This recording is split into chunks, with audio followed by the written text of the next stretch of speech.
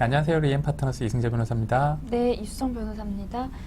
넷플릭스 솔로지옥으로 엄청난 인기를 누리고 있었던 송지아 님이 프로그램에 명품 가품을 입고 출연하는 등 그간 콘텐츠에서도 여러 차례 가품을 노출시킨 점 때문에 많은 논란이 되고 있습니다.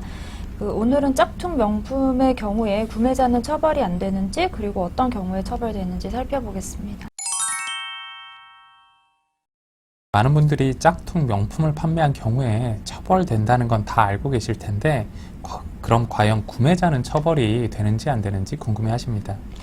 네, 요즘은 명품을 사려면 백화점에 오픈런을 해야 되고 또 물건도 잘 없고 하다 보니까 예전보다 훨씬 가품 구매에 관심을 많이 가지시는 것 같은데요.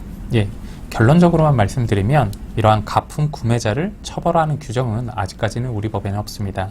사실 그렇기 때문에 가품 판매 자체를 근절하기 어렵다는 지적도 많습니다.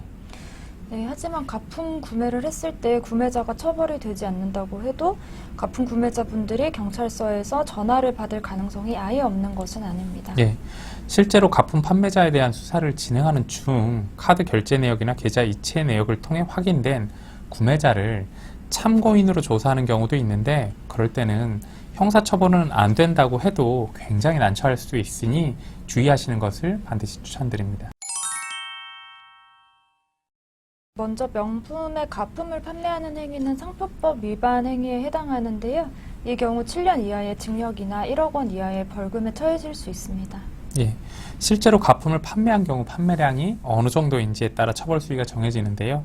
사실 상표법 위반 행위는 실형이 자주 선고되는 범죄 행위는 아니라서 많은 분들이 대충 벌금이나 내고 장사하지 뭐 라고 생각하는 경우도 상당히 많이 있습니다. 사실 초범의 경우에는 벌금형을 선고받는 경우도 많은데요. 되게 쉽게 그러니까 영업이익이 벌금보다 훨씬 크니까 벌금을 내더라도 그냥 물건을 팔자고 생각하시는 경우가 많은 것 같습니다. 예, 하지만 이런 점 때문에 상표법 위반은 재범률이 굉장히 높은 범죄이기도 합니다. 하지만 처음부터 벌금형을 선고받았다 하더라도 그 다음에는 집행유예 형을 선고받을 수도 있고요. 그 다음에도 또다시 재범을 하면 실형 선고 가능성도 높아지게 됩니다.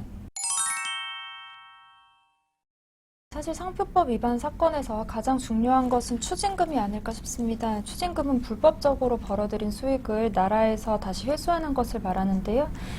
예를 들어서 내가 가품을 판매해서 벌어들인 수익이 1억 원이라면 그 1억 원에 대해서 추징금 선고를 해서 추징금을 다 낼 때까지 나라에서 나의 재산에 대해서 압류를 하는 것이 가능합니다. 예. 만약 벌금형을 받는다고 하면 유죄가 인정되는 것이기 때문에 이때에는 불법적인 수익을 모두 환수하는 추징 선고가 함께 내려질 수 있습니다. 하지만 이 추징금은 굉장히 복잡한 방식으로 계산되기 때문에 실제로 자신이 얼마나 돈을 벌었는지와는 또 다르게 선고될 수 있습니다. 특히나 상표법 위반의 경우에 있어서는 필요적 추징 규정이 아닌 임의적 추징 규정이니 적절하게 변호인을 통해서 감액하는 것도 가능할 것입니다.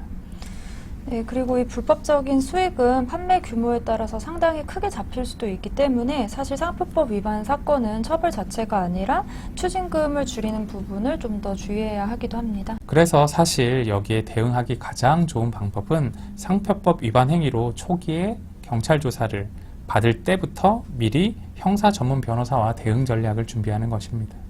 네, 지금까지 상표법 위반에 대해서 알아봤는데요. 예, 더 궁금한 점 있으시면 댓글 남겨주세요. 그리고 좋아요와 구독도 부탁드릴게요. 감사합니다.